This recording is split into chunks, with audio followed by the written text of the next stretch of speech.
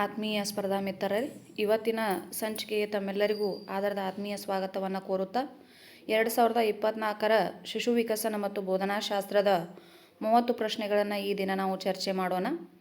ಮೊದಲ ಪ್ರಶ್ನೆ, ಅನುವಂಶೀಯತೆಯ ಸಿದ್ಧಾಂತಕ್ಕೆ ಸಂಬಂಧಿಸಿದಂತೆ ಪ್ರಾಬಲ್ಯ ಮತ್ತು ಪ್ರತ್ಯೇಕೀಕರಣ ತತ್ವಗಳನ್ನು ನೀಡಿದವರು. ಇಲ್ಲಿ ಏನು ಹೇಳಕತ್ತಾರಂದ್ರೆ ಅನುವಂಶೀಯತೆ ಮತ್ತು ಪ್ರತ್ಯೇಕೀಕರಣ ತತ್ವಗಳನ್ನು ನೀಡಿದವರು ಅಂಥೇಳಿ. ಆಯ್ಕೆಗಳು: 1 ಗ್ಯಾಲ್ಟನ್, 2 ಮೆಂಡಲ್, 3 ಡಾರ್ವಿನ್, 4 ಲಾಮಾರ್ಕ್. ಸರಿಯಾದ ಉತ್ತರ ಯಾವುದು ಅಂತಂದ್ರೆ ಮೆಂಡಲ್. 62ನೇ ಪ್ರಶ್ನೆ, ಬಾಲ್ಯಾವಸ್ಥೆಯಲ್ಲಿ ಬೆಳವಣಿಗೆ ಮತ್ತು ವಿಕಾಸದ ದರ.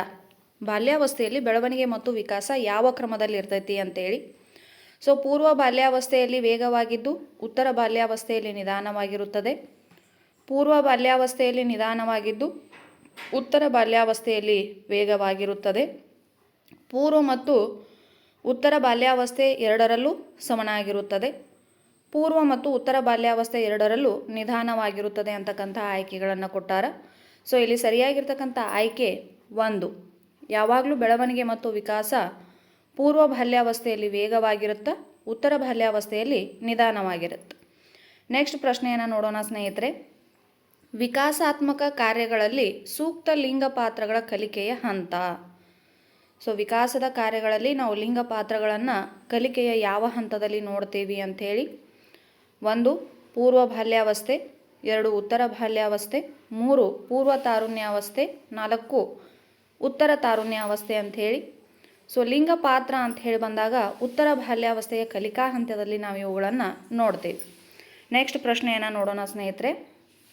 64ನೇ ಪ್ರಶ್ನೆ, ಈ ಕೆಳಗಿನವುಗಳಲ್ಲಿ ಯಾವುದು ಜ್ಞಾನಾತ್ಮಕ ಬೆಳವಣಿಗೆಯ ಅಂಶವಲ್ಲ? ಜ್ಞಾನಾತ್ಮಕ ಬೆಳವಣಿಗೆಯ ಅಂಶ ಅಲ್ಲದನ್ನು ಕೇಳ್ಯಾರ. ನೋಡೋಣ ಆಯ್ಕೆಗಳನ್ನು. 1 ಸಂವೇದನೆ ಮತ್ತು ಗ್ರಹಿಕೆ, 2 ಪರಿಕಲ್ಪನಾತ್ಮಕ ಬೆಳವಣಿಗೆ, 3 ಭಾಷಾ ಬೆಳವಣಿಗೆ, 4 ದೇಹದಾಢ್ಯತೆಯ ಪ್ರಮಾಣದಲ್ಲಿ ಬದಲಾವಣೆ. ಜ್ಞಾನಾತ್ಮಕ ಅಂತ ಹೇಳಿ ಬಂದಾಗ ಸರಿಯಾಗಿರ್ತಕ್ಕಂತಹ ಉತ್ತರ ಆಯ್ಕೆ 4 ದೇಹದಾಢ್ಯತೆಯ ಪ್ರಮಾಣದಲ್ಲಿ ಬದಲಾವಣೆ ಅಂತಕ್ಕಂಥದ್ದು ಜ್ಞಾನಾತ್ಮಕ ಬೆಳವಣಿಗೆಯ ಅಂಶ ಅಲ್ಲ ಅಂಥೇಳಿ. ನೆಕ್ಸ್ಟ್ ಪ್ರಶ್ನೆಯನ್ನು ನೋಡೋಣ ಸ್ನೇಹಿತರೆ. 65ನೇ ಪ್ರಶ್ನೆ, ಜೀವನದ ಯಶಸ್ಸಿಗೆ ಪೂರಕವಾಗಿ ಬುದ್ಧಿಶಕ್ತಿ ಸೂಚ್ಯಂಕ IQ ಮತ್ತು ಭಾವನಾತ್ಮಕ ಸೂಚ್ಯಂಕ EQ ಗಳಿಗಿರುವ ಸಂಬಂಧ. ಆಯ್ಕೆಗಳನ್ನು ನೋಡೋಣ. ಭಾವನಾತ್ಮಕ ಸೂಚ್ಯಂಕವು ಬುದ್ಧಿಶಕ್ತಿ ಸೂಚ್ಯಂಕಕ್ಕಿಂತ ಮಹತ್ವದ್ದಾದದ್ದು. ಬುದ್ಧಿಶಕ್ತಿ ಸೂಚ್ಯಂಕ ಭಾವನಾತ್ಮಕ ಸೂಚ್ಯಂಕಕ್ಕಿಂತ ಮಹತ್ವವಾದದ್ದು. 3 ಭಾವನಾತ್ಮಕ ಸೂಚ್ಯಂಕ ಮತ್ತು ಬುದ್ಧಿಶಕ್ತಿ ಸೂಚ್ಯಂಕದಲ್ಲಿ ಯಾವುದೇ ರೀತಿಯ ಪರಿಣಾಮವಿಲ್ಲ. 4 ಭಾವನಾತ್ಮಕ ಸೂಚ್ಯಂಕ ಮತ್ತು ಬುದ್ಧಿಶಕ್ತಿ ಸೂಚ್ಯಂಕ ಸಮಪ್ರಭಾವ ಬೀರುತ್ತವೆ ಅಂತೇಳಿ. ಇಲ್ಲಿ ಭಾವನಾತ್ಮಕ ಮತ್ತು ಬುದ್ಧಿಶಕ್ತಿ ಅಂತ ಹೇಳಿ ಬಂದಾಗ ಭಾವನಾತ್ಮಕ ಸೂಚ್ಯಂಕವು ಬುದ್ಧಿಶಕ್ತಿ ಸೂಚ್ಯಂಕಕ್ಕಿಂತ ಏನಿರ್ತೈತಿ ಅಂತಂದ್ರೆ ಮಹತ್ವದಾಗಿರ್ತೈತಿ ಅಂತಕ್ಕಂತಹ ಅಂಶ ಪ್ರಮುಖವಾಗಿರ್ತಕ್ಕಂಥದ್ದು. ನೆಕ್ಸ್ಟ್ ಪ್ರಶ್ನೆಯನ್ನು ನೋಡೋಣ ಸ್ನೇಹಿತರೆ. 66ನೇ ಪ್ರಶ್ನೆ, ತಾರಂಡೈಕ್ರವರ ಕಲಿಕೆಯ ನಿಯಮಗಳಲ್ಲಿ ಉಪಯೋಗ ಮತ್ತು ಅನುಪಯೋಗ ನಿಯಮ ಸಂಬಂಧಿಸಿರುವುದು. ಉಪಯೋಗ ಮತ್ತು ಅನುಪಯೋಗ ಅಂತ ಹೇಳಿ ಕೇಳಕತ್ತಾರ. ಆಯ್ಕೆಗಳು: 1 ಸಿದ್ಧತಾ ನಿಯಮ, ಅಭ್ಯಾಸ ನಿಯಮ, ಪರಿಣಾಮ ನಿಯಮ, ಸಂಯೋಜನೆಯ ನಿಯಮ. ಉಪಯೋಗ ಮತ್ತು ಅನುಪಯೋಗ ಅಂತ ಹೇಳಿ ಬಂದಾಗ ಅಭ್ಯಾಸ ನಿಯಮ ಅಂತಕ್ಕಂಥದ್ದು ತಾರಂಡೈಕರ ಕಲಿಕಾ ನಿಯಮಗಳಿಗೆ ಸಂಬಂಧಿಸಿದ ಒಂದು ನಿಯಮ ಅಂಥೇಳಿ. ನೆಕ್ಸ್ಟ್ ಪ್ರಶ್ನೆ, ಕ್ರಮಾನುಗತ ಬೋಧನೆಯು ಇದರ ಕೊಡುಗೆಯಾಗಿದೆ. ಕ್ರಮವಾಗಿ ಬೋಧಿಸ್ತಕ್ಕಂತಹದ್ದು ಯಾವ ಒಂದು ಕಲಿಕಾ ನಿಯಮದ ಒಂದು ಕೊಡುಗೆ ಅಂಥೇಳಿ. 1 ಸಾಂಪ್ರದಾಯಿಕ ಅನುಬಂಧನ ಕಲಿಕೆ, ಕ್ರಿಯಾಜನ್ಯ ಅನುಬಂಧನ ಕಲಿಕೆ, ಒಳನೋಟ ಕಲಿಕೆ, ಸಾಮಾಜಿಕ ಕಲಿಕೆ. ಇಲ್ಲಿ ನೇರವಾಗಿರ್ತಕ್ಕಂತಹ ಉತ್ತರ ಕ್ರಿಯಾಜನ್ಯ ಅನುಬಂಧ ಕಲಿಕೆ ಅಂತಕ್ಕಂಥದ್ದು ಕ್ರಮಾನುಗತ ಬೋಧನೆಯ ಕೊಡುಗೆ ಅಂತ ಹೇಳಿ ನಾವೇನು ಮಾಡ್ತೀವಿ ಅಂತಂದ್ರೆ ಹೇಳ್ತೀವಿ. ಸರಿಯಾಗಿರ್ತಕ್ಕಂಥ ಉತ್ತರ ಆಯ್ಕೆ 2. ನೆಕ್ಸ್ಟ್ ಪ್ರಶ್ನೆಯನ್ನು ನೋಡೋಣ ಸ್ನೇಹಿತರೆ. ಮುಂದಿನ ಒಂದು ಪ್ರಶ್ನೆ 68ನೇ ಪ್ರಶ್ನೆ, ಪೌಲೋರ್ ಅವರ ಸಾಂಪ್ರದಾಯಿಕ ಅನುಬಂಧನ ಕಲಿಕೆ ಸಿದ್ಧಾಂತದಲ್ಲಿ ಗಂಟೆಯ ಶಬ್ದ. ಸಾಂಪ್ರದಾಯಿಕ ಅನುಬಂಧ ಕಲಿಕೆಯೊಳಗೆ ಗಂಟೆಯನ್ನು ಬಳಸ್ತಾರಲ್ಲ, ಆ ಶಬ್ದ ಏನನ್ನು ಸೂಚಿಸ್ತೈತಿ ಅಂಥೇಳಿ. ಸಹಜ ಉದ್ದೀಪನ, ಅನುಬಂಧಿತ ಉದ್ದೀಪನ, ಸಹಜ ಅನುಕ್ರಿಯೆ, ಅನುಬಂಧಿತ ಅನುಕ್ರಿಯೆ. ಸೊ ಇಲ್ಲಿ ಸರಿಯಾಗಿರ್ತಕ್ಕಂತಹ ಉತ್ತರ ಆಯ್ಕೆ 2 ಅನುಬಂಧಿತ ಉದ್ದೀಪನ. ಸೊ ಗಂಟೆ ಶಬ್ದ ಆದಾಗ ಏನು ಮಾಡ್ತೈತಿ ಅಂತಂದ್ರೆ ನಾಯಿ ಅದಕ್ಕೆ ಪ್ರತಿಕ್ರಿಯೆಯನ್ನು ಕೊಡ್ತೈತಿ ಅಂತಕ್ಕಂಥದ್ದು. ನೆಕ್ಸ್ಟ್ ಪ್ರಶ್ನೆ, ಗಿಲ್ಬರ್ಟ್ ರವರ ಬುದ್ಧಿಶಕ್ತಿ ಮಾದರಿಯ 3 ಪ್ರಮುಖ ಆಯಾಮಗಳ ಸರಿಯಾದ ಕ್ರಮ. ಸೊ ಗಿಲ್ಬರ್ಟ್ ರವರು ಕೊಟ್ಟಿರ್ತಕ್ಕಂಥ ಬುದ್ಧಿಶಕ್ತಿ ಮಾದರಿಯ 3 ಆಯಾಮಗಳು ಯಾವುವು ಅಂತಂದ್ರೆ ವಿಷಯ ವಸ್ತುಗಳು, ಕ್ರಿಯೆಗಳು ಮತ್ತು ಉತ್ಪನ್ನಗಳು ಅಂತಕ್ಕಂತಹ ಆಯಾಮವನ್ನು ಕೊಡ್ತಾರೆ. ಹಾಗಾಗಿ ಸರಿಯಾಗಿರ್ತಕ್ಕಂತಹ ಆಯ್ಕೆ 1. 70ನೇ ಪ್ರಶ್ನೆ, ರೆವನ್ಸ್ ಪ್ರೋಗ್ರೆಸಿವ್ ಮ್ಯಾಟ್ರಿಸಿಸ್ ಪರೀಕ್ಷೆಯು. ರೆವನ್ಸ್ ಪ್ರೋಗ್ರೆಸಿವ್ ಮ್ಯಾಟ್ರಿಸಿಸ್ ಪರೀಕ್ಷೆಯು ಒಂದು ವ್ಯಕ್ತಿತ್ವ ಪರೀಕ್ಷೆ ಅಂತ ಹೇಳತ್ತಾರ, ಸೃಜನಾತ್ಮಕ ಪರೀಕ್ಷೆ ಅಂತ ಹೇಳತ್ತಾರ, ಮನೋಧೋರಣೆಯ ಪರೀಕ್ಷೆ ಅಂತ ಆಯ್ಕೆಯನ್ನು ಕೊಡ್ತಾರೆ. ನೆಕ್ಸ್ಟ್ 4ನೇದು ಬುದ್ಧಿಶಕ್ತಿ ಪರೀಕ್ಷೆ. ಸೊ ರೆವರೆನ್ಸ್ ಪ್ರೋಗ್ರೆಸಿವ್ ಮ್ಯಾಟ್ರಿಸಿಸ್ ಏನನ್ನ ಹೇಳ್ತೈತಿ ಅಂತಂದ್ರೆ ಬುದ್ಧಿಶಕ್ತಿಯನ್ನು ಪರೀಕ್ಷಿಸುವ ಒಂದು ಪರೀಕ್ಷಾ ಮಾದರಿ ಅಂತ ಹೇಳ್ತೀವಿ ನಾವು. ನೆಕ್ಸ್ಟ್ ಪ್ರಶ್ನೆ, ಸಿಗ್ಮಂಡ್ ಫ್ರಾಯ್ಡ್ ರವರು ಅಭಿವೃದ್ಧಿಪಡಿಸಿದ ವ್ಯಕ್ತಿತ್ವದ ಸಿದ್ಧಾಂತ. ಸೊ ಸಿಗ್ಮಂಡ್ ಫ್ರಾಯ್ಡ್ ರವರು ಯಾವ ವ್ಯಕ್ತಿತ್ವ ಸಿದ್ಧಾಂತವನ್ನು ಪ್ರಸ್ತುತಪಡಿಸ್ತಾರೋ ಅಂತಂದ್ರೆ ಮನೋವಿಶ್ಲೇಷಣಾತ್ಮಕ ಸಿದ್ಧಾಂತವನ್ನು ಅವರು ಅಭಿವೃದ್ಧಿಪಡಿಸ್ತಾರೆ. ನೆಕ್ಸ್ಟ್ ಪ್ರಶ್ನೆಯನ್ನು ನೋಡೋಣ ಸ್ನೇಹಿತರೆ. 72ನೇ ಪ್ರಶ್ನೆ, ರಾಬರ್ಟ್ ಗ್ಯಾಗ್ನೆಯವರ ಕಲಿಕೆಯ ವರ್ಗೀಕರಣದಲ್ಲಿ 8ನೆಯ ಕಲಿಕೆ. ರಾಬರ್ಟ್ ಎಂ ಗ್ಯಾಗ್ನೆಯವರ ಕಲಿಕಾ ವರ್ಗೀಕರಣದ 8ನೇ ಕಲಿಕಾ ಹಂತವನ್ನು ಕೇಳಾಕತ್ತಾರ. ಪರಿಕಲ್ಪನಾತ್ಮಕ ಕಲಿಕೆ, ಶಾಬ್ದಿಕ ಸಹಚರ್ಯ ಕಲಿಕೆ, ಉದ್ದೀಪನ ಅನುಕ್ರಿಯ ಕಲಿಕೆ, ಸಮಸ್ಯೆ ಪರಿಹಾರ ಕಲಿಕೆ. ಸೊ 8ನೇ ಕಲಿಕೆ ಅಂತ ಹೇಳಿ ಬಂದಾಗ ಇಲ್ಲಿ ಸಮಸ್ಯೆ ಪರಿಹಾರ ಕಲಿಕೆ ಅಂತಕ್ಕಂಥದ್ದು ಸರಿಯಾಗಿರ್ತಕ್ಕಂತಹ ಉತ್ತರ. 73ನೇ ಪ್ರಶ್ನೆ, ವೇಗವರ್ಧನೆ ಶೈಕ್ಷಣಿಕ ಅವಕಾಶಗಳು ಈ ಮಕ್ಕಳಿಗೆ ಸಂಬಂಧಿಸಿದೆ. ವೇಗವರ್ಧನೆ ಅಂತಕ್ಕಂತಹ ಒಂದು ಶೈಕ್ಷಣಿಕ ಅವಕಾಶಗಳು ಯಾವ ರೀತಿಯ ಮಕ್ಕಳಿಗೆ ಸಂಬಂಧಿಸಿರ್ತಕ್ಕಂಥದ್ದು ಅಂತಂದ್ರೆ ಪ್ರತಿಭಾವಂತ ಮಕ್ಕಳಿಗೆ ಸಂಬಂಧಿಸಿರ್ತಕ್ಕಂಥದ್ದು. ವೇಗವರ್ಧನೆ ಅಂತ ಹೇಳ್ಬತ್ತು ಅಂತಂದ್ರೆ ಅಫ್ಕೋರ್ಸ್ ಅಲ್ಲಿ ಯಾರು ಇರ್ತಾರೋ ಅಂತಂದ್ರೆ ಪ್ರತಿಭಾವಂತ ಮಕ್ಕಳು. ನೆಕ್ಸ್ಟ್ 74ನೇ ಪ್ರಶ್ನೆ, ಗಣಿತಶಾಸ್ತ್ರದಲ್ಲಿ ಪಡೆದ ಜ್ಞಾನವು ಭೌತಶಾಸ್ತ್ರದಲ್ಲಿನ ಸಮಸ್ಯೆಗಳನ್ನು ಬಿಡಿಸಲು ಸಹಾಯಕವಾಗುವುದು. ನೋಡ್ರಿ, ಗಣಿತಶಾಸ್ತ್ರದಲ್ಲಿ ಈಗಾಗಲೇ ಜ್ಞಾನವನ್ನು ಹೊಂದಿದ ಮಗುವು ಭೌತಶಾಸ್ತ್ರದ ಸಮಸ್ಯೆಗಳನ್ನ ಬಿಡಿಸಾಕತೈತಿ ಅಂತಂದ್ರೆ ಮಗುವಿಗೆ ಏನಾಗೈತಿ ಅಂತಂದ್ರೆ ಕಲಿಕೆ ಧನಾತ್ಮಕವಾಗಿ ವರ್ಗಾವಣೆ ಆಗೈತಿ ಅಂಥೇಳಿ. ಸರಿಯಾಗಿರ್ತಕ್ಕಂತಹ ಉತ್ತರ ಆಯ್ಕೆ 2. ನೆಕ್ಸ್ಟ್ ಪ್ರಶ್ನೆಯನ್ನು ನೋಡೋಣ ಸ್ನೇಹಿತರೆ. 75ನೇ ಪ್ರಶ್ನೆ, ಅಕ್ಷರ ರಚನೆಯಲ್ಲಿ ವ್ಯತ್ಯಾಸ, ಅಸಮಂಜಸ ಅಂತರ ಮತ್ತು ಅನಿಯಮಿತ ಜೋಡಣೆಯು ಈ ಕೆಳಗಿನ ಯಾವ ಕಲಿಕಾ ನ್ಯೂನತೆಯ ಲಕ್ಷಣ. ಅಕ್ಷರ ರಚನೆ ಅಂತ ಹೇಳಿ ಬಂದಾಗ ಇಲ್ಲಿ ಡಿಸ್ಗ್ರಾಫಿಯಾ ಅಂತಕ್ಕಂಥದ್ದು ಸರಿಯಾಗಿರ್ತಕ್ಕಂತಹ ಉತ್ತರ ಆಗುತ್ತಾ. ಹಾಗಾಗಿ ಆಯ್ಕೆ 3 ಸರಿಯಾದ ಉತ್ತರ. ನೆಕ್ಸ್ಟ್ 76ನೇ ಪ್ರಶ್ನೆ, ಕೌಶಲ್ಯವು ತನ್ನ ಅತ್ಯುನ್ನತ ಮಟ್ಟದ ಪ್ರಾವೀಣ್ಯತೆಯನ್ನು ಸಾಧಿಸಿ ಒಂದು ಕಾರ್ಯವನ್ನು ಸ್ವಯಂಚಾಲಿತವಾಗಿ ಮತ್ತು ನಿರಂತರವಾಗಿ ನಿರ್ವಹಿಸುವ ಮನೋಜನ್ಯ ವಲಯದ ಹಂತ. ಕೌಶಲ ಅಂತಕ್ಕಂಥದ್ದು ಅತ್ಯುನ್ನತ ಮಟ್ಟದ ಪ್ರಾವೀಣ್ಯತೆಯನ್ನು ಸಾಧಿಸಲಿಕ್ಕೆ ಒಂದು ಅವಕಾಶ ಕೊಡ್ತೈತಿ ಮತ್ತು ಸ್ವಯಂಚಾಲಿತವಾಗಿ ನಿರಂತರವಾಗಿ ಕಾರ್ಯವನ್ನು ನಿರ್ವಹಿಸುವಂತೆ ಮಾಡ್ತೈತಿ. ಹಂಗಂದ್ರೆ ಮನೋಜನ್ಯ ವಲಯದ ಯಾವ ಹಂತದಲ್ಲಿ ಇದೆ ಮಗು ಅಂತಕ್ಕಂಥದ್ದು? 1 ಅನುಕರಣೆ, ನಿಖರತೆ, ಸ್ವಾಭಾವೀಕರಣ, ಕೈಚಳಕ ಅಂತ ಹೇಳ್ತಾರೆ. ಸೊ ಇಲ್ಲಿ ಸರಿಯಾಗಿರ್ತಕ್ಕಂತಹ ಉತ್ತರ ಸ್ವಾಭಾವೀಕರಣ ಅಂಥೇಳಿ ಸರಿಯಾಗಿರ್ತಕ್ಕಂತಹ ಉತ್ತರವನ್ನು ನಾವಿಲ್ಲಿ ನೋಡ್ತೀವಿ. ನೆಕ್ಸ್ಟ್ ಪ್ರಶ್ನೆಯನ್ನು ನೋಡೋಣ ಸ್ನೇಹಿತರೆ. ನೆಕ್ಸ್ಟ್ ಪ್ರಶ್ನೆ ಈ ರೀತಿಯಾಗಿದೆ. 77ನೇ ಪ್ರಶ್ನೆ, ಬ್ಲೂಮನ ಮನೋಜನ್ಯ ವಲಯವು ಈ ಕೆಳಗಿನ ಯಾವ ಸಾಮರ್ಥ್ಯವನ್ನು ಒಳಗೊಂಡಿದೆ? ಬ್ಲೂಮ್ರವರ ಮನೋಜನ್ಯ ವಲಯ ಯಾವ ಸಾಮರ್ಥ್ಯವನ್ನು ಒಳಗೊಂಡೈತಿ ಅಂತಂದ್ರೆ ದೈಹಿಕ ಮತ್ತು ಕೈಚಳಕದ ಕೌಶಲ.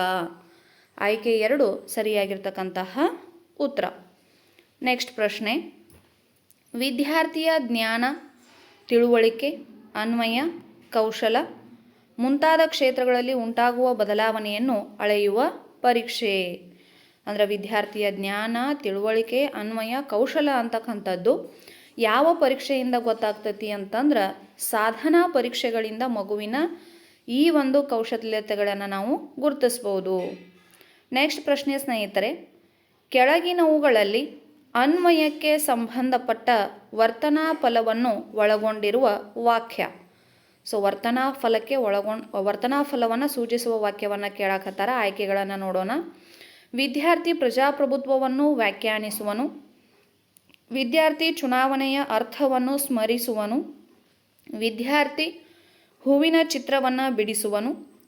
ವಿದ್ಯಾರ್ಥಿ ಲೋಹಗಳು ಮತ್ತು ವಿದ್ಯುತ್ ವಾಹಕಗಳು ಎಂಬ ಸಾಮಾನ್ಯೀಕರಣಕ್ಕೆ ಬರುವನು. ಸೊ ಮಗುವಿನ ವರ್ತನೆಯನ್ನು ಸೂಚಿಸ್ತಕ್ಕಂತಹ ಒಂದು ವಾಕ್ಯ ಯಾವುದು ಅಂತಂದರೆ ಇಲ್ಲಿ ವಿದ್ಯಾರ್ಥಿ ಲೋಹಗಳು ಮತ್ತು ವಿದ್ಯುತ್ ವಾಹಕಗಳು ಅಂತಕ್ಕಂತಹ ಒಂದು ಸಾಮಾನ್ಯವಾಗಿರ್ತಕ್ಕಂಥ ಅಂಶಕ್ಕೆ ಬರ್ತಾನ. ನೆಕ್ಸ್ಟ್ ಪ್ರಶ್ನೆ 80ನೇ ಪ್ರಶ್ನೆ ಈ ರೀತಿಯಾಗಿದೆ. ಸಾಮಾನ್ಯ ಮಕ್ಕಳ ಬುದ್ಧಿಶಕ್ತಿ ಸೂಚಾಂಕ. ಬುದ್ಧಿಶಕ್ತಿ ಸೂಚಾಂಕದಲ್ಲಿ ಸಾಮಾನ್ಯ ಮಕ್ಕಳ ಬುದ್ಧಿಶಕ್ತಿ ಸೂಚಾಂಕದ ವ್ಯಾಪ್ತಿ ಎಷ್ಟು ಅಂತೇಳಿ ಕೇಳತ್ತಾರ. ಸೊ ನೇರವಾಗಿರ್ತಕ್ಕಂಥ ಪ್ರಶ್ನೆ ಆಗಿರೋದ್ರಿಂದ 90ರಿಂದ 110ರ ನಡುವೆ ನಾವು ಸಾಮಾನ್ಯ ಮಕ್ಕಳನ್ನು ನೋಡ್ತೀವಿ. ನೆಕ್ಸ್ಟ್, ಒಳನೋಟ ಕಲಿಕೆಯು ಯಾವ ಬೋಧನಾ ಸೂತ್ರಕ್ಕೆ ಉತ್ತಮ ಉದಾಹರಣೆಯಾಗಿದೆ? ಒಳನೋಟ ಕಲಿಕೆ ಅಂತ ಹೇಳಿ ಬಂದಾಗ ಅದು ಇಡಿಯಿಂದ ಬಿಡಿಯವರೆಗಿನ ಒಂದು ಉತ್ತಮ ಬೋಧನಾ ತಂತ್ರಕ್ಕೆ ಉದಾಹರಣೆ ಅಂತ ಹೇಳ್ತೀವಿ. ನೆಕ್ಸ್ಟ್ 82ನೇ ಪ್ರಶ್ನೆ ಸ್ನೇಹಿತರೆ, ಪಾಠ ಯೋಜನೆಯು ಶಿಕ್ಷಕ ತಯಾರಿಸಿಕೊಳ್ತಕ್ಕಂತಹ ಪಾಠ ಯೋಜನೆ ಬೋಧನೆಯ ಕ್ರಿಯಾಪೂರ್ವ ಹಂತ, ಬೋಧನೆಯ ಅಂತರ್ಕ್ರಿಯಾ ಹಂತ, ಬೋಧನೆಯ ಕ್ರಿಯಾನಂತರದ ಹಂತ, ಬೋಧನೆಯ ವರ್ಗೀಕರಣದ ಹಂತ ಅಂತ ಆಯ್ಕೆಗಳನ್ನು ಕೊಡ್ತಾರ. ಸೊ ಇಲ್ಲಿ ಪಾಠ ಯೋಜನೆ ಅಂತ ಹೇಳಿ ಬಂದಾಗ ಬೋಧನಾ ಕ್ರಿಯೆಯ ಪೂರ್ವ ಹಂತದಲ್ಲಿ ನಾವು ಪಾಠ ಯೋಜನೆಯನ್ನು ಸಿದ್ಧಪಡಿಸ್ಕೊಳ್ತೀವಿ. ಹಾಗಾಗಿ ಆಯ್ಕೆ 1 ಸರಿಯಾಗಿರ್ತಕ್ಕಂತಹ ಉತ್ತರ. ನೆಕ್ಸ್ಟ್ ಪ್ರಶ್ನೆಯನ್ನು ನೋಡೋಣ ಸ್ನೇಹಿತರೆ. 83ನೇ ಪ್ರಶ್ನೆ, ಪುನರ್ಬಲನ ಕೌಶಲದಲ್ಲಿ ಚಪ್ಪಾಳೆ ಹೊಡೆಯುವುದು ಈ ಕೆಳಗಿನ ಯಾವ ಪುನರ್ಬಲನದ ಉದಾಹರಣೆ? ಸೊ ಪುನರ್ಬಲನ ಅಂತ ಹೇಳಿ ಬಂದಾಗ ಇಲ್ಲಿ ಮಗು ಉತ್ತರವನ್ನು ಹೇಳಿದಾಗ ನಾವು ಚಪ್ಪಾಳೆಗಳನ್ನು ಹಾಕಿಸ್ತೀವಲ್ಲ, ಸೊ ಅದು ಧನಾತ್ಮಕ ಅಶಾಬ್ದಿಕ ಪುನರ್ಬಲನ ಅಂಥೇಳಿ. ಸರಿಯಾಗಿರ್ತಕ್ಕಂಥ ಆಯ್ಕೆ 3. 84ನೇ ಪ್ರಶ್ನೆ, ಪುನರ್ಕೇಂದ್ರೀಕರಣ ಮತ್ತು ಪುನರ್ನಿರ್ದೇಶನ ಈ ಕೆಳಗಿನ ಯಾವ ಕೌಶಲ್ಯದ ಘಟಕಾಂಶಗಳು? ಪುನರ್ಕೇಂದ್ರೀಕರಣ ಮತ್ತು ಪುನರ್ನಿರ್ದೇಶನ ಅಂತ ಹೇಳಿ ಬಂದಾಗ ಶೋಧನಾತ್ಮಕ ಪ್ರಶ್ನೆಗಳನ್ನು ಕೇಳುವ ಕೌಶಲ್ಯ ಏನಾಗ್ತತಿ ಅಂತಂದ್ರೆ ಸರಿಯಾಗಿರ್ತಕ್ಕಂತಹ ಉತ್ತರ ಆಗುತ್ತಾ. ಹಾಗಾಗಿ ಆಯ್ಕೆ 2 ಸರಿಯಾದ ಉತ್ತರ. ನೆಕ್ಸ್ಟ್ ಪ್ರಶ್ನೆಯನ್ನು ನೋಡೋಣ ಸ್ನೇಹಿತರೆ. 85ನೇ ಪ್ರಶ್ನೆ, ವ್ಯಕ್ತಿಯ ಬಾಹ್ಯ ವರ್ತನೆಯನ್ನು ಅಳೆಯಲು ಉಪಯೋಗಿಸುವ ಮೌಲ್ಯಮಾಪನ ತಂತ್ರ. ಸೊ ವ್ಯಕ್ತಿಯ ವರ್ತನೆಗಳನ್ನು, ಅದರಲ್ಲೂ ಬಾಹ್ಯ ವರ್ತನೆಗಳನ್ನು ನೋಡಬೇಕು ಅಂತಂದ್ರೆ ನಾವು ಏನು ಮಾಡಬೇಕು ಅಂದರೆ ಆ ವ್ಯಕ್ತಿಯನ್ನು ವೀಕ್ಷಿಸಬೇಕು. ಸೊ ಹಾಗಾಗಿ ಆಯ್ಕೆ 3 ಸರಿಯಾಗಿರ್ತಕ್ಕಂತಹ ಉತ್ತರ. ನೆಕ್ಸ್ಟ್ ಪ್ರಶ್ನೆಯನ್ನು ನೋಡೋಣ ಸ್ನೇಹಿತರೆ. ನೆಕ್ಸ್ಟ್ ಪ್ರಶ್ನೆ 86, ಒಬ್ಬ ವ್ಯಕ್ತಿಯ ವ್ಯಕ್ತಿತ್ವ ವಿಕಸನದಲ್ಲಿ ಅನುವಂಶೀಯತೆ ಮತ್ತು ಪರಿಸರಕ್ಕೆ ಇರುವ ಸಂಬಂಧವನ್ನು ತೋರಿಸುವ ಸಮೀಕರಣ. ಅನುವಂಶೀಯತೆ ಮತ್ತು ಪರಿಸರ ಎರಡೂ ಇರತಕ್ಕಂತಹ ಸಂಬಂಧ. ಆಯ್ಕೆಗಳನ್ನು ನೋಡೋಣ. ಅನುವಂಶೀಯತೆ ಪ್ಲಸ್ ಪರಿಸರ ಅಂತ ಹೇಳ್ತಾರೆ. 2 ಅನುವಂಶೀಯತೆ ಮೈನಸ್ ಪರಿಸರ, ಅಂದರೆ ಅನುವಂಶೀಯತೆಯಿಂದ ಪರಿಸರ ಅಲ್ಲ ಅಂಥೇಳಿ. ನೆಕ್ಸ್ಟ್ ಅನುವಂಶೀಯತೆ ಪರಿಸರ, ಅನುವಂಶೀಯತೆ ಗುಣಿಸು ಪರಿಸರ ಅಂತೇಳಿ. ಸೊ ಒಬ್ಬ ವ್ಯಕ್ತಿಯ ವ್ಯಕ್ತಿತ್ವ ವಿಕಸನದಲ್ಲಿ ಅನುವಂಶೀಯತೆ ಮತ್ತು ಪರಿಸರ ಎರಡರ ಅಂಶಗಳು ಇರುವುದರಿಂದ ಆಯ್ಕೆ 4 ಏನಾಗ್ತತಿ ಅಂತಂದ್ರೆ ಸರಿಯಾಗಿರ್ತಕ್ಕಂತಹ ಉತ್ತರ. ನೆಕ್ಸ್ಟ್ 87ನೇ ಪ್ರಶ್ನೆ, ಒಬ್ಬ ವಿದ್ಯಾರ್ಥಿಯ ಸಾಧನೆಯನ್ನು ಅದೇ ತರಗತಿಯ ಇತರೆ ವಿದ್ಯಾರ್ಥಿಗಳ ಗುಂಪಿಗೆ ಹೋಲಿಸಿ ಅವನ ಸಾಮರ್ಥ್ಯವನ್ನು ನಿರ್ಧರಿಸುವ ಪರೀಕ್ಷೆ. ಸೊ ಒಬ್ಬ ವಿದ್ಯಾರ್ಥಿಯ ಸಾಧನೆಯನ್ನು ಅದೇ ತರಗತಿಯಲ್ಲಿರ್ತಕ್ಕಂಥ ಇತರ ವಿದ್ಯಾರ್ಥಿಗಳ ಗುಂಪಿಗೆ ಹೋಲಿಸ್ಲಾಕತ್ತೀವಿ ಅಂತಂದ್ರೆ ಅದು ಏನಾಗಿರುತ್ತಂದ್ರೆ ಪ್ರಮಾಣಕ ಆಧಾರಿತ ಪರೀಕ್ಷೆ. ಆಯ್ಕೆ 4 ಸರಿಯಾಗಿರ್ತಕ್ಕಂತಹ ಉತ್ತರ. ನೆಕ್ಸ್ಟ್ ಪ್ರಶ್ನೆಯನ್ನು ನೋಡೋಣ. 88ನೇ ಪ್ರಶ್ನೆ. 80ನೇ ಪ್ರಶ್ನೆ ಏನದ ಅಂತಂದ್ರೆ ವೈಗೋಟಸ್ಕಿಯವರ ಪ್ರಕಾರ ಈ ಕೆಳಗಿನ ಚಿತ್ರದಲ್ಲಿ ಯಾವ ಅಕ್ಷರವು ಸಮೀಪದ ಅಭಿವೃದ್ಧಿ ವಲಯವನ್ನು ಪ್ರತಿನಿಧಿಸುತ್ತದೆ? ಸೊ ಅಭಿವೃದ್ಧಿ ವಲಯವನ್ನು ABCD ಅಂತ ಹೇಳಿ 4 ವಲಯಗಳಾಗಿ ಕೊಟ್ಟಾರ. ಅದರೊಳಗೆ ಸಮೀಪದ ಅಭಿವೃದ್ಧಿ, ಸೊ ಎ ಅಂತಂದ್ರೆ ಅಭಿವೃದ್ಧಿ ವಲಯ ಆಗುತ್ತಾ. ಸಮೀಪದ ಅಭಿವೃದ್ಧಿ ವಲಯ ಯಾವುದು ಅಂತಂದ್ರೆ B. ಹಾಗಾಗಿ ಆಯ್ಕೆ 2 ಸರಿಯಾಗಿರ್ತಕ್ಕಂತಹ ಉತ್ತರ. 89ನೇ ಪ್ರಶ್ನೆ, ವಿದ್ಯಾರ್ಥಿಗಳು ಶಿಕ್ಷಕರು ನೀಡಿದ ಸಮಸ್ಯೆಯನ್ನು ಪರಿಹರಿಸುತ್ತಿದ್ದಾರೆ. ಹಾಗಾದರೆ ಅವರು ಪಿಯಾಜೆ ಅವರ ಜ್ಞಾನಾತ್ಮಕ ವಿಕಾಸದ ಈ ಕೆಳಗಿನ ಯಾವ ಹಂತಕ್ಕೆ ಸಂಬಂಧಿಸಿದ್ದಾರೆ ಅಥವಾ ಯಾವ ಹಂತದಲ್ಲಿ ಇದ್ದಾರೆ ಅಂತಕ್ಕಂಥದ್ದನ್ನು ನೋಡಿದಾಗ ಆಯ್ಕೆ 4 ಔಪಚಾರಿಕ ಹಂತದಲ್ಲಿ ಅವರು ಅದಾರ. ಸೊ ಶಿಕ್ಷಕರು ಸಮಸ್ಯೆಯನ್ನು ಕೊಡಾಕತ್ತಾರ, ವಿದ್ಯಾರ್ಥಿಗಳು ಬಿಡ್ಸಾಕತ್ತಾರ. ನೆಕ್ಸ್ಟ್ ಪ್ರಶ್ನೆ, ಈ ಒಂದು ಪ್ರಶ್ನೆ ಪತ್ರಿಕೆಯ ಕೊನೆಯ ಒಂದು ಪ್ರಶ್ನೆ, 90ನೇ ಪ್ರಶ್ನೆ, ಬೆಳವಣಿಗೆ ಮತ್ತು ವಿಕಾಸಕ್ಕೆ ಸಂಬಂಧಿಸಿದಂತೆ ತಪ್ಪಾದ ಹೇಳಿಕೆಗಳು. ಸೊ ನೋಡ್ರಿ, ತಪ್ಪಾದ ಹೇಳಿಕೆಗಳನ್ನು ಕೇಳಿದಾರ. ಆಯ್ಕೆಗಳನ್ನು ನೋಡೋಣ. ಎ, ಬೆಳವಣಿಗೆಯು ವಿಕಾಸದ ಒಂದು ಭಾಗ. ಬಿ, ವಿಕಾಸವು ಬೆಳವಣಿಗೆಯ ಭಾಗ. ಸಿ, ಬೆಳವಣಿಗೆ ನಿರಂತರವಾದುದು ಆದರೆ ವಿಕಾಸ ನಿರಂತರವಾದುದಲ್ಲ ಅಂತ ಹೇಳಕತ್ತಾರ. ಡಿ, ಬೆಳವಣಿಗೆ ನಿರಂತರವಾದುದಲ್ಲ ಆದರೆ ವಿಕಾಸ ನಿರಂತರವಾದುದು. ಸೊ ನಾವು ಸ್ವಲ್ಪ ಇಲ್ಲಿ ತಪ್ಪಾದ ಹೇಳಿಕೆಯನ್ನು ಕೇಳಿದಾರ ಅಂದಾಗ ಆಯ್ಕೆ 3 ನೋಡ್ರಿ ಏನೈತಿ ಅಂತಂದ್ರೆ ಬಿ ಮತ್ತು ಸಿ 2 ತಪ್ಪಾದ ಹೇಳಿಕೆಗಳದಾವ. ಬಿ ಏನೈತಿ ಅಂತಂದ್ರೆ ವಿಕಾಸವು ಬೆಳವಣಿಗೆಯ ಭಾಗ ಅಂತ ಹೇಳಕತ್ತಾರ. ಅಲ್ಲ, ಬೆಳವಣಿಗೆ ವಿಕಾಸದ ಒಂದು ಭಾಗ ಆಗಿರುತ್ತೆ. ನೆಕ್ಸ್ಟ್ ಸಿ ನೋಡೋಣ, ಬೆಳವಣಿಗೆ ನಿರಂತರವಾದುದು ಅಂತ ಹೇಳ್ತಾರೆ, ಆದರೆ ನಿರಂತರವಾದುದಲ್ಲ, ಬೆಳವಣಿಗೆ ವಿಕಾಸ ನಿರಂತರವಾಗಿರುತ್ತೆ. ಹಾಗಾಗಿ ಬಿ ಮತ್ತು ಸಿ ಸರಿಯಾಗಿರ್ತಕ್ಕಂತಹ ಆಯ್ಕೆಗಳು. ಆತ್ಮೀಯರೇ, ಈವರೆಗೂ ನಾವು 2024ರ ಪತ್ರಿಕೆ 2ರ ಒಂದು ಶೈಕ್ಷಣಿಕ ಮನೋವಿಜ್ಞಾನದ 30 ಪ್ರಶ್ನೆಗಳನ್ನು ಬಿಡಿಸುವ ಪ್ರಯತ್ನವನ್ನು ಮಾಡಿದ್ದೇವೆ. ಇವತ್ತಿನ ದಿನ ಈ ಒಂದು ಸಂಚಿಕೆಯನ್ನು ಇಲ್ಲಿಗೆ ಮುಕ್ತಾಯಗೊಳಿಸಿ ನಾಳೆ ದಿನ ಮತ್ತೊಂದು ಪ್ರಶ್ನೆ ಪತ್ರಿಕೆಯೊಂದಿಗೆ ಭೇಟಿಯಾಗೋಣ ಅಂತ ಹೇಳ್ತಾ ಎಲ್ಲರಿಗೂ ಧನ್ಯವಾದಗಳು.